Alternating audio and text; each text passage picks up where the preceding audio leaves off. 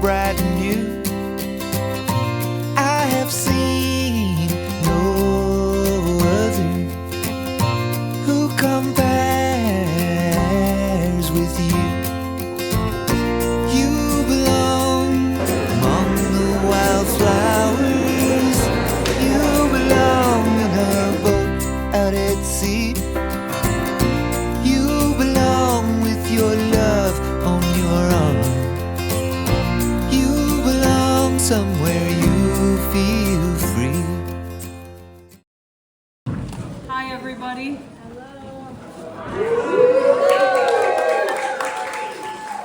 It's really, really nice that we're all here together. We are the People's Chorus. So this idea was born from the desire to really find unity and build the world we wish to live in through music and song. And we know that singing and making music together requires listening and brings us to a certain headspace and spiritual and emotional space that requires us to be in conversation. So this is an experiment, and you all have lyrics. So we'll start with Wade in the Water, and we'll sing the verses here. And then at the end, we have something for everybody to sing. So get ready. Yeah, get ready. Sing the chorus with us, sing the bold with us, sing as much as you can. Sing loud, and we ask everybody to stand if you're able and join us in song.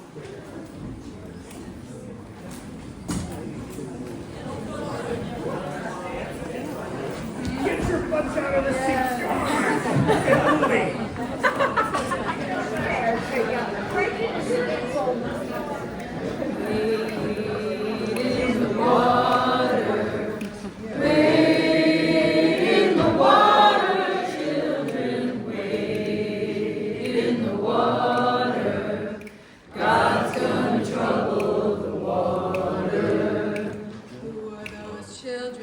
Dressed in red, everyone. God's gonna trouble the waters.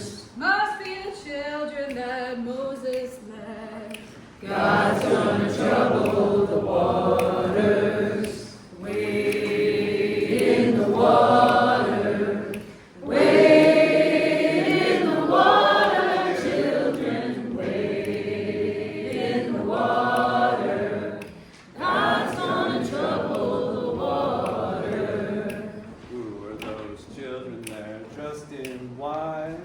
God's gonna trouble the waters. Must be the people getting ready for the fight. God's gonna trouble the waters. Wade in the water. Wade in the water, children. Wade in the water. God's gonna trouble the water. Who are those children dressed in blue? God's gonna trouble the waters. Must be the people gonna see this through. God's gonna trouble the waters. Wade in the water. Wade in the water, children. Wade in the water. God's gonna trouble the waters. Who are those children dressed in black? God's gonna trouble the waters. Must be the hypocrites turning back. God's gonna trouble the waters. Wade in the water. Wade in the water, children. Wade in the water. God's gonna trouble the water. He spoke and divided the sea in two. God's gonna trouble the waters. Allowing his people to pass on through. God's gonna trouble the waters. Wade in the water. Get ready for your chorus. In the Next water. verse, this time. Wade in the water. God's gonna trouble the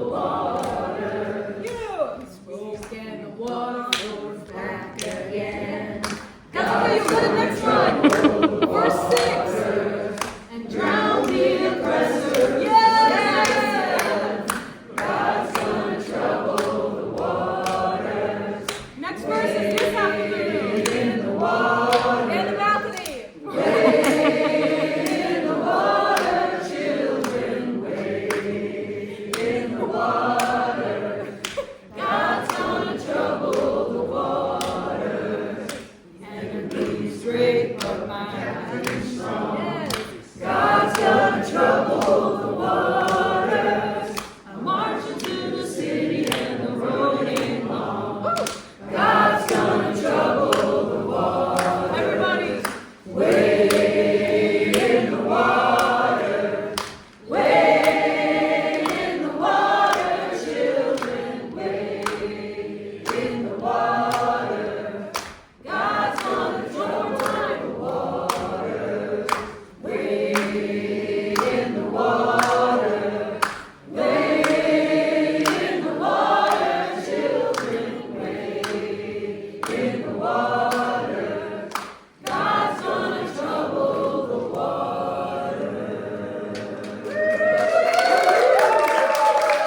Didn't forget you up there. It's a pretty cozy spot. Thank you, Jesse and Renee, for putting this together and having us all together, the Show Up family, because that's what Show Up has become. It's a family for all of us, and hopefully you'll join us. Also to Tom, thank you for everything with the Range. The Range, cool to meet you. And I had a conversation moment with him that Jesse was describing in the beginning. I had this silly selfie that I took because I was on my way here. Gorgeous drive. I came from Moores, which is the northern part of Clinton County. It didn't even take an hour, about an hour to get here. Beautiful. And all of a sudden, I came across around this corner and it said DAC Bar. Does anyone else know what a DAC Bar is? So excited. The short Adirondack is a DAC Bar. They sell them all kinds of places. I buy them all the time. I send them to my best friend who lives in D.C. because she can't get them in D.C. And there was a sign, which I'm assuming that's where they make them. And then he connected me with Susie, his friend, who is DAC Bar.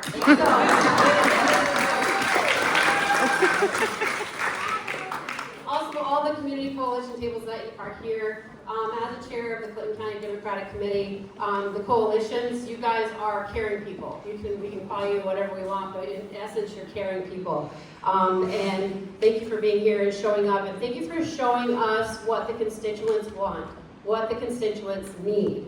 You're a voice letting us know that, and in my opinion, if we don't listen to you and learn from you, then we're not going to grow as a party, we're not going to grow as a group, we're not going to get people elected that we want elected, that can do the good job that we need for the constituents, for the community, for the coalition all together. So thank you.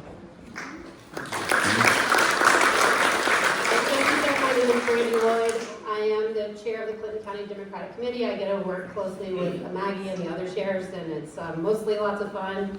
Deputy Commissioner at the Clinton County Board of Elections, and also running for office. I don't say this because, wow, look what she's doing, because I'm no more busy than any other person sitting in these chairs in here. But knowledge is power, right? So what I can bring to the table is how to help you get on that ballot, how to help your friend get on the ballot, how to help you find people that are running for office. Sometimes it's a petition, sometimes it's a caucus. If you don't know what those are, reach out to Maggie or I, and we can help you. And there is red tape that's involved. There are deadlines and rules, and I'll help you make sure that you don't miss those if that's something that you want to do. And it's also important to vote. Not just for me, a lot of you are from Essex County, and you can't even do it, so it's not a plug for myself, but that's our voice ultimately, is at the ballot box. And the ballots are legit. I've helped count the ballots, I've helped get the machines ready, all of that, and there's zero worry. I know in Clinton County, I have confidence in Essex County. I can't speak for those that I haven't seen, but New York State is very strict on checks and balances with everything, so you can feel confident when you fill in that bubble and you cast your ballot that that vote is being counted for that. And with that, also we're going to have an opportunity, hopefully next November, to vote for Blake Gendebien, and we'll get on to the town hall.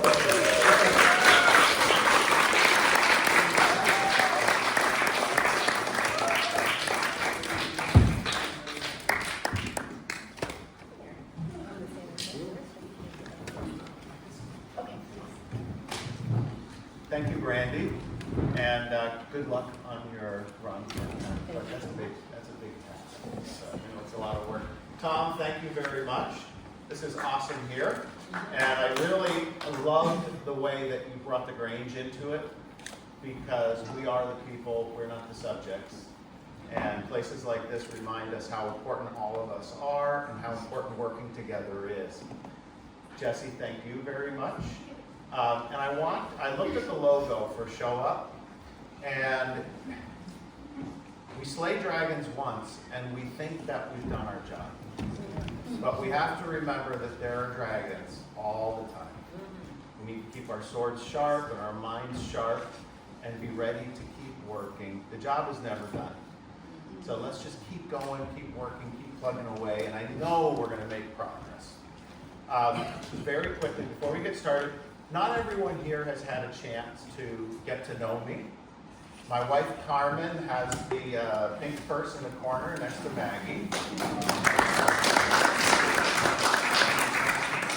We have been married for 23 years. Wow. And our youngest son just graduated from Lisbon Central School last night. That was an awesome milestone for him and for us. He's our third boy. We only have boys, which is a big help on the farm. I am a dairy farmer, a real dairy farmer. We milk 500 cows in Lisbon, New York.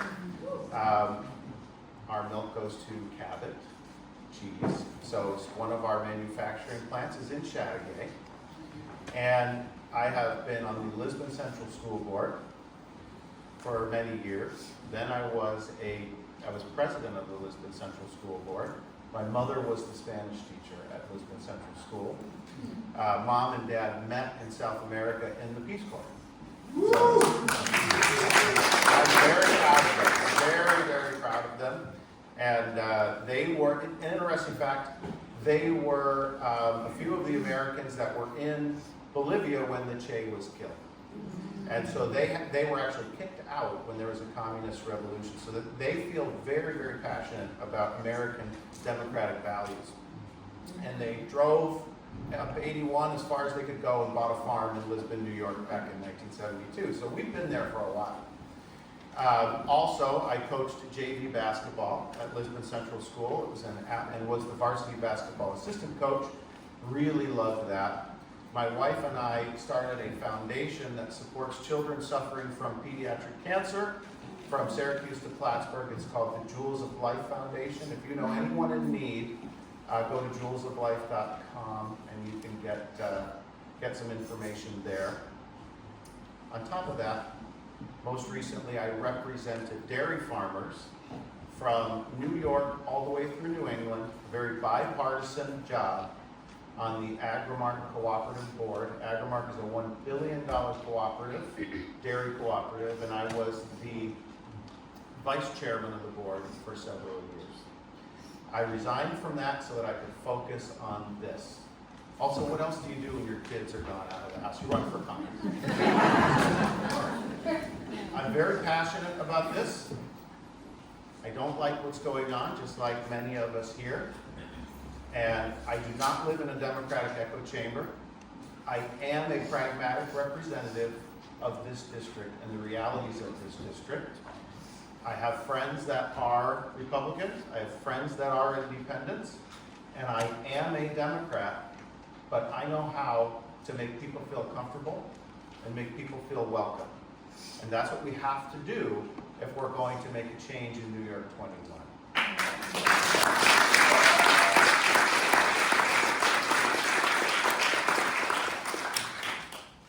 And I really liked Maggie's facts. That was encouraging, wasn't it? Yeah. It was terrific. So thank you. With that, we'll start the Q&A. Great. Thank you. Let's start. We'll get the elephant out of the room. Right here behind us. You guys saw the set change. There's talk that Elise Stefanik may run for governor, as you know, and today is a prime example that we in New York already feel she's been absent from our district and unrepresentative and unresponsive, when it comes to basic constituent services. As someone running to represent us in Congress, how would you stay present in our communities? And what would you do differently to ensure that people here get the help and the attention that we deserve? Okay, so yes, Congresswoman Stefanik is disenfranchised, and I think we noticed that she has not been active in the district. The Hill had breaking news 2 days ago that she really is running for governor. She started a New York PAC, which is also another indication that she is generating fundraising for a New York, a statewide run. So it's looking more and more likely all the time. One big difference from Congresswoman Stefanik and myself is that I'm really from the district.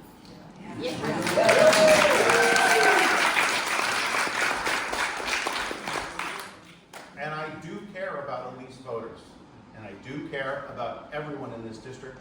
I raised, with Carmen, 3 boys through the public school system. This is a big deal. This is a big difference. And if you want to truly understand the North Country, the Hudson Valley, the Mohawk Valley, you have to understand the public school system. Yes. And that's something she does not truly understand. I like it here. I love it here. I've traveled with my family through the district. One of our hot spots for Carmen and myself to get away is Hotel Saranac. I don't know if Congresswoman Stefanik and her husband ever made Hotel Saranac a hot spot to get away for the weekend. It's a huge difference. So I will be present. I like it here, from the St. Lawrence River to Lake Champlain, down to the Hudson Valley, the historical Hudson Valley, and Lake George, over to the Mohawk Valley, up to Fort Drum, an unbelievable military base, 100,000 acres with 22,000 people there. Something we should really be proud of. And the Adirondack Park. When you love a place, you want to treat it well, and you want to treat the people there well. And I may have a pledge to you that we will take care of everyone in the district, because it's what I actually want to do.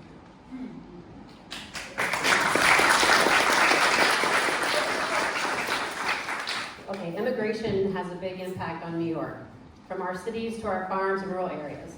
How do you plan to approach immigration policy in Congress in a way that balances border security with the needs of our local economy and the undeniable contributions of immigrants who are already part of our communities? First thing I want to tell you, my wife Carmen was born in Cuba.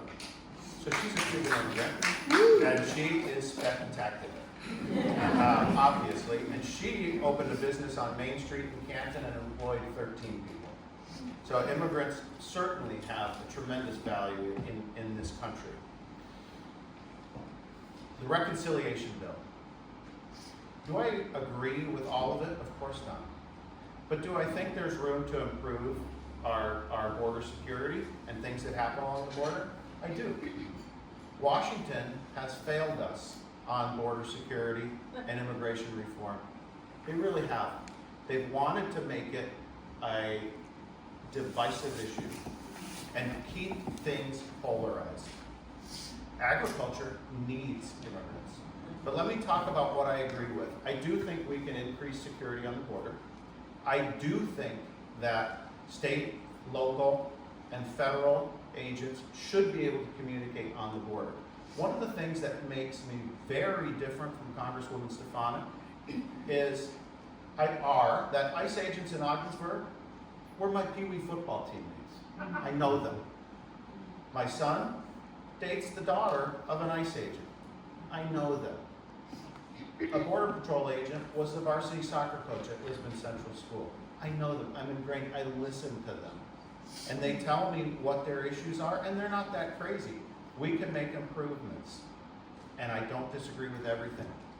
What we absolutely need to do is remember that affordability is the number one issue for average people like us in this country, hardworking people. It is the number one issue. And I'm going to come back to why it's important with immigration. We can drive prices down grocery prices down at the dinner table by solving immigration. 79% of all dairy products, this is my wheelhouse, of all dairy products have been touched by immigrant hands. According to Texas A&M, back in 2016, this is a long time ago. So the numbers are certainly higher today. If we removed immigrant labor from just the dairy equation, dairy products go up 93%. So it's very important. So think, if we came up with a farm worker modernization program, we can drive prices down even further. And if it's not just on farm, if it's processing, food processing capacity as well, we drive down prices. And let me just let me connect the dots even more. At Cabot, Vermont, at our cut and wrap plant, we couldn't get enough workers. We tried to apply for more H-2A visas, more foreign labor. We couldn't get them. So we weren't meeting the critical mass through the plant. That drove costs up. What did we have to do? We had to pass those costs on to the consumer. That is why we need a farm worker modernization course. We need a hospitality worker modernization bill. We need a construction worker modernization bill. Let's just do it right. Let's just do it right and take it seriously, and that will eliminate one political problem that we have, and it will drive costs down at the dinner table.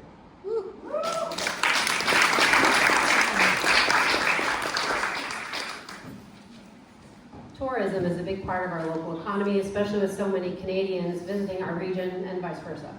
I live in Morris, a stone's throw from the border. I've noticed less of our friends from Quebec. You hear less of the French at the price chopper, at the dinner table, at the diners, and at empty campsites. Given how important that cross-border relationship is, how do you view the use of tariffs, and what would you do in Congress to support and strengthen tourism and trade between New York and Canada? So number one, we have an event similar to Paula's going on the 5th. It's called Elbows Up.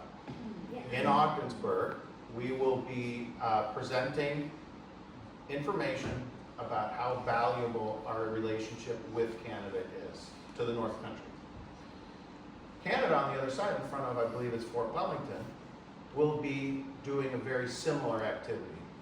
So we're going to have a meeting in front of the Ogdensburg courthouse, and then we're going to whip around and go down to the river, and we're going to wave at our Canadian friends, hop on boats, meet in the middle, and just have a great time. So those are some of the things we can do. The bridge traffic in Ogdensburg is as bad as COVID. The relationship is damaged, and we need to work on that. It's absolutely ridiculous to pick a fight with one of our greatest neighbors. It only hurts all of us in the North Country for all the reasons that Brandy just said. Tourism is down. Business is down at Price Chopper, like you mentioned in Ogdensburg. It's harder for businesses and people to survive in the North Country if our relationship with our greatest partner is damaged. And that independent-minded personality of the North Country hasn't changed since the early 1800s. We've been relying on our relationship with Canada for a very, very long time. It's a fascinating history, and I could talk a dog off a meat wagon sometimes, so we'll just keep going. Did I lose track? All right. We'll have time to circle back. There was one thing I wanted to mention. There is, on a policy side, there is a bipartisan bill on the floor that will require Congress to have 60-day deliberations on any major tariff reform, on any major tariff reform.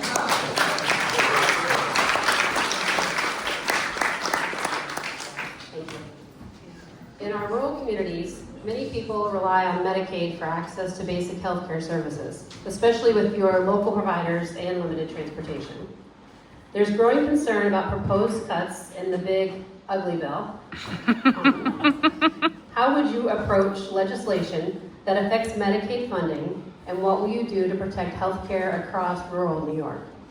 Okay, so we need to talk about the numbers. 192,000 people. Remember, there's only 750,000 people in a district approximately. 192,000, almost 200,000 benefit from Medicaid. Under 65 years old, 168,000, almost 30% of the district benefits from Medicaid. 29% of our children in this district benefit from Medicaid, and 43,000 people also benefit from SNAP funding. These programs are very meaningful. If you're a person in recovery, your health care is taken care of by Medicaid. If you're in a nursing home, you're often benefited by Medicaid. Are people in nursing homes committing fraud, Medicaid fraud? No. I don't think so. No. I don't think so. And if you have ever applied for Medicaid, which Carmen and I have, life on the farm hasn't always been easy. You don't just sign up and nobody looks at it. It is difficult already. Yeah. You have to prove your income. You have to prove many, many things in New York State. I can only speak to New York State. I don't know what it's like in other states. But it's not like a free choice buffet where you sign up for Medicaid. It doesn't work that way. So people need to remember, Medicaid is very important. In no world is it okay to provide tax breaks for billionaires and wealthy corporations by cutting important healthcare services for rural America.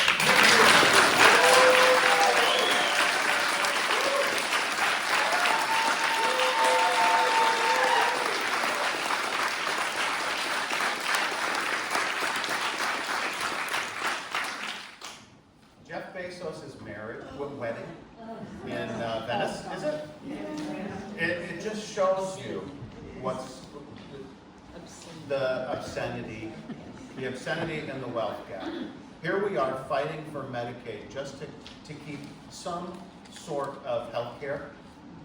And we have somebody who may pay fewer personal taxes than the secretary up the road having a extravaganza in Venice. It's just an absolute shame. So we need to keep talking, keep reminding people about this, keep reminding people that we are the party of workers, unions.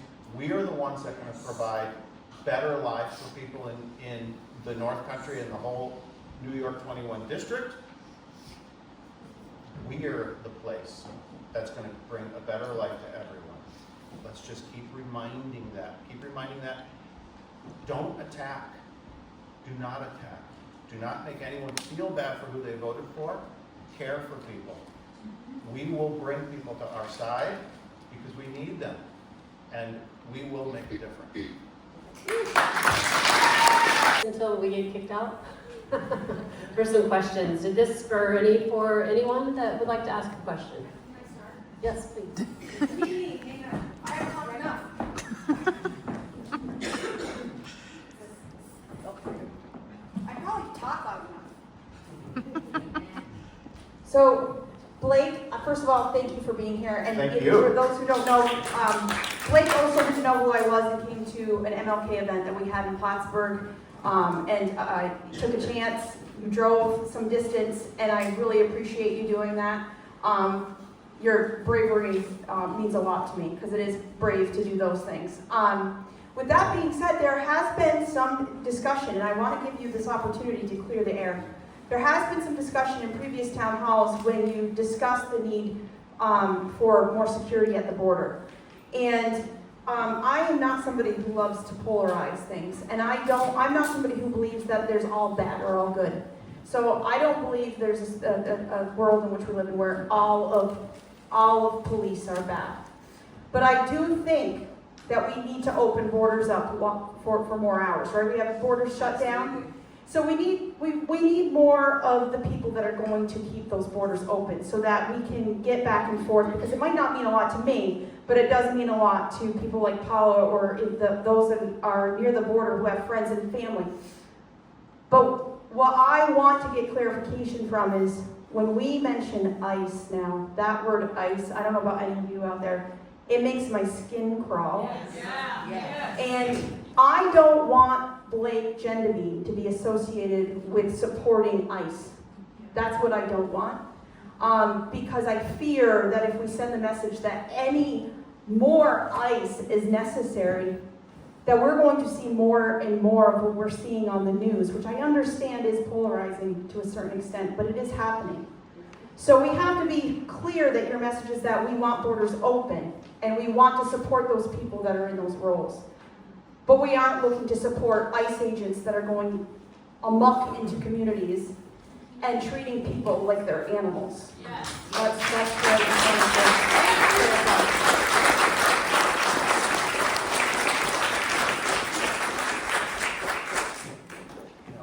Cruelty is not in my agenda, okay?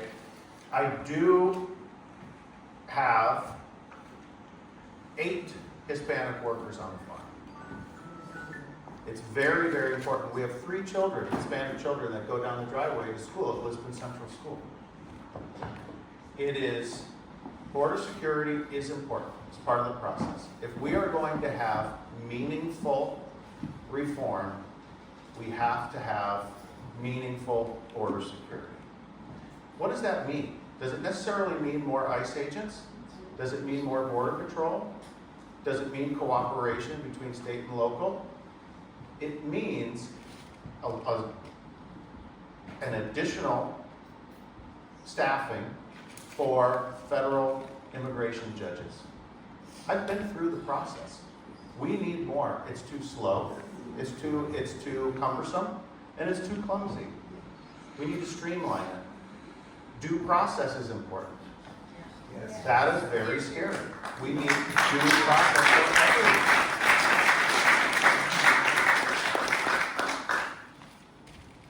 It is also really, really important to understand that we have to be honest about the situation, and we have to drive for worker modernization acts for immigrants. We absolutely must. Nobody disagrees that we'd like to bring some more manufacturing back to the North Country. Nobody. If we're going to do that, we need people to fill those jobs. They're not going to come out of the trees. They don't grow on trees. We're going to have to find them. We have to have a legal process to bring them in. As far as border crossings, we talked about that in Malone. We did. At the borders. We have to be really careful. Jesse said open borders. It doesn't mean borders that people can freely walk across. That's not a message that when the right uses that against us. We're talking in this particular case about having access points open. Because, yes, you're welcome. Yeah, you're welcome. We're talking about having access points open so that people can come in the evening, go to dinner, spend money in Malone or in Plattsburgh, and then make it back across that same night. And that brings money into the States. So having this battle with Canada is really hurting all of us. And it's not a Republican issue. It's not a Democrat issue. Nobody voted for that.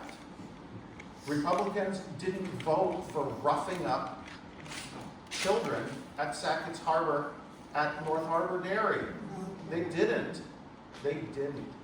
So we need to work very hard. We have to focus on the main issues that really affect people's lives in the North Country. Those are affordability. Those are supporting small business and our entrepreneurs. We have incredible entrepreneurs all through the Adirondack Park. We want to make sure that their children want to come home and carry on those businesses. Healthcare. My Uncle Rodney had a stroke last June. It is not acceptable that we had to take him from Lisbon to Syracuse for routine doctor's appointments. It's only going to get worse with these Medicaid cuts. These are the issues that really matter to people, and immigration reform is very important. They matter to people in the North Country. Let's stay focused, and let's really work hard on those. And the best way we can fight back is to stay focused on messaging, and win. And win. That's really it. Yeah. Yes. So I would like you to add one more thing, Blake. Yeah. And that's about respect. It's not just about people spending money, but I think it's really important that everybody who's here, legal or illegal or somewhere in there, is guaranteed to be treated with respect and have due process. And I'd like to add that in, because I think that's just as important, because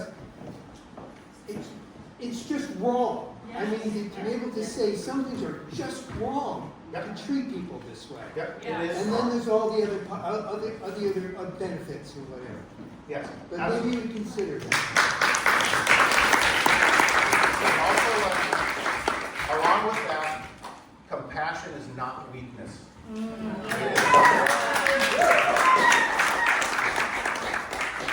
Please speak up so I think as far as the ICE issue, I think you just talked around it. Yeah. Because when she was talking about ICE, you went into a thing and you were talking about a lot of other stuff. Now, you told us that you have friends who are ICE agents and that. Have you ever asked them why they don't identify themselves, why they wear masks when they go and arrest people and deal with them? Have you talked to them about that? I have not spoken to them Why about that. haven't you? It is, I think sometimes when we see these items, when we see these things happen, they feel far away. And we need to make sure that, myself included, that we work hard to have those conversations Have you? with local ICE agents. Yeah. I have not had those conversations with local ICE agents. One thing that I can do is take away information from meetings like this. I am coachable. I think feedback is very important. Feedback is a gift. And I will ask. Woo! Thank you. And I will say for feedback, there is a box, at least at the show-up table, right, where you can put any questions or concerns that you might have for Blake. So if you didn't do that yet, or if you're a type of person that doesn't want to ask your question here in this format, please, up in the balcony. Hey, I'm a balcony. Hi there. I was curious when you did mention that the ICE comments, that you said they're not 100% wrong. So you had a conversation with someone you knew, and you knew they were an ICE agent. Is there things that ICE is doing that you find valuable? Because you said they're not 100% wrong with what they're doing. And maybe you have this conversation with this person and there's some thing that they're doing that you respect or agree with. I certainly respect what they're doing in their job. Yeah. They have a difficult job. It is not easy. When they're protecting us at the border, they are protecting us, and they take their job very, very seriously. And they don't all view their job as grabbing people off the street and deporting them. They provide real value for this country, and what we need is different leadership. We need different leadership that tells them, that gives them the direction. They're in a difficult spot, okay? And we should not demonize every single ICE agent. We just should not. And leadership matters. Words matter. People get caught up in cultural shifts. That's one of the reasons why I'm here. I want to change it. I want to make it better. I want to get us back to compassion, respect, civility, due process. They talk about trials. These people don't have trials, they have hearings. Hearings don't take nearly as long. We just need more judges to get the job done and streamline things. Make legal pathways for people to get through and to get jobs. And sometimes you get actual bad people out of it. And yes, no one disagrees. Yes, no, again, I'm glad you brought that up. No one in this room disagrees that we don't want bad people in this country. but they have to go through due process. Yeah. It is Yes. not okay to kick them Yes. out without due process. Here in the front. Thank you for being here. When you do speak with your ICE agent friends, would you ask them, I don't know if they wear a badge normally and are identified like a police officer and carry a badge. Would you ask them if they feel that there are people posing as ICE agents that are not official? And how do they feel about that? And is there anything they can do about that within their agency? Yeah, I will. Thank you. Yeah, hi, I wanted to, if I can change the subject, I'm Holly Dixon, I'm Ticonderoga, it's a great event, I'm happy to be here. But I wanted to make a comment on the cross-border Canadian and United States relationships that a question was asked earlier. I'm not a business person, but I am aware of the losses, the economic losses that are coming about from certain comments and bad policy decisions that are being made. And I also want to say, don't necessarily trust the media, and I guess I don't know whether people here are trusting the media. My own relationship to this question, with the Canadian folks not coming to their normal vacation spots, the media was playing this up as a lot of resentment of Canadians reacting to Americans by, withholding their money, withholding their visits, and being motivated by resentment. In that regard, and I live in Ticonderoga. It's in the southern part of the county. There's the Fort Ticonderoga is there, and they are headed into the big celebrations from next year, the America 250, and that fort is going to play a big role in that, certainly locally and probably more than that. I got an inquiry from La Presse, the newspaper in Montreal, just a few days ago. They are, on the 4th of July, they're going to publish multiple articles about how the Americans are dealing with the 4th of July, their sense of patriotism. We can't hear her. We can get a microphone.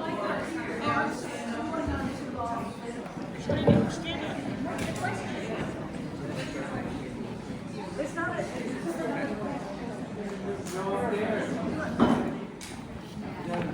And if we can ask specific questions to Blake, that would be really helpful, I think. So the mic right now too long. Okay.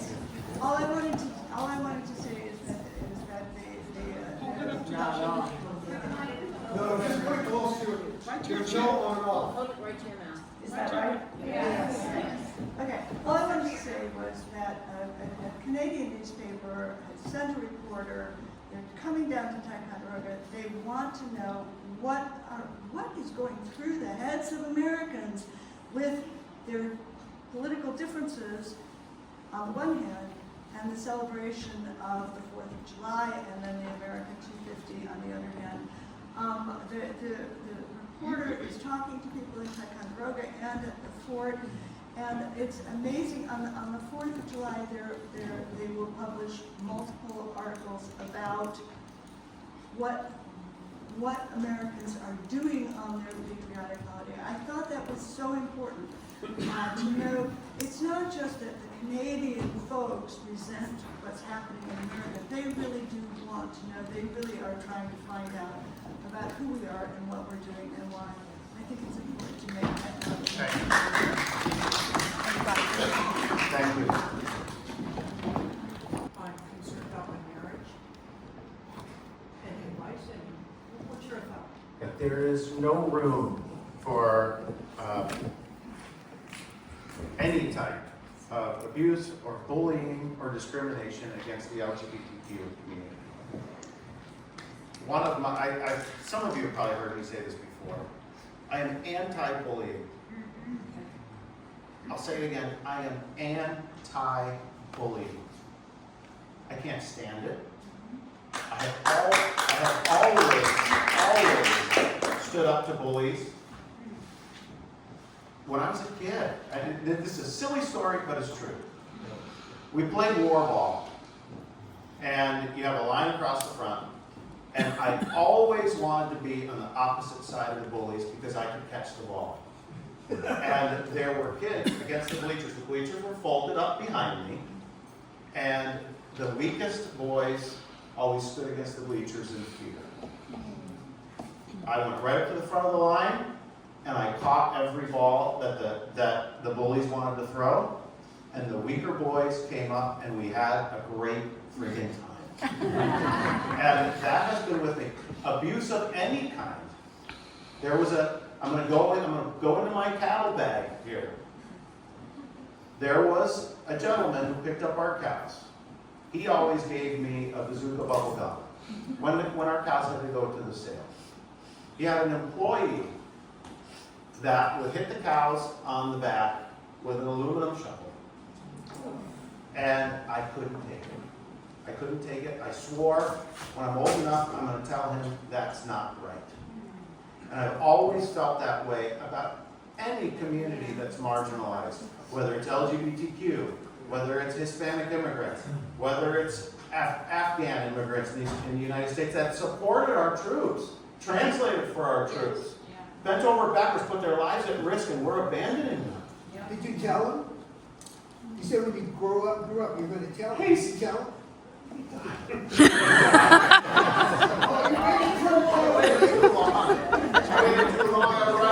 Our driveway is a quarter mile long, and I would ride my bicycle up and down the driveway, just infuriated every time he came by. So that's how I think. I will always support any community that is feeling marginalized or bullied or victimized. I'm always there. A lot of problems.